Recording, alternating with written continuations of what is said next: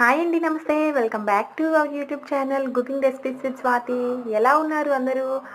ఈరోజు నేను cauliflower కాడల్ని waste అని మనం పడేస్తూ ఉంటాం కదా! దాంతో కర్రీని చేసి చూపిస్తున్నాను. చాలా సింపుల్‌గా చేసేసుకోవచ్చు.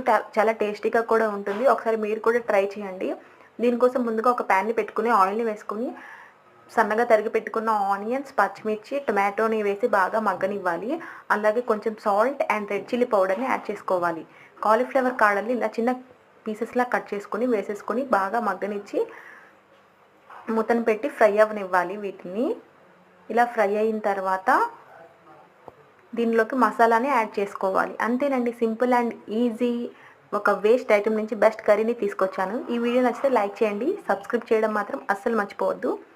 ఇలాంటి మంచి మంచి రెసిపీస్ మన ఛానల్లో చాలా ఉన్నాయి. మన ఛానల్కి వెళ్ళి ఒకసారి చూడండి. మన ఛానల్ పేరు cooking recipes with Swati. Bye bye.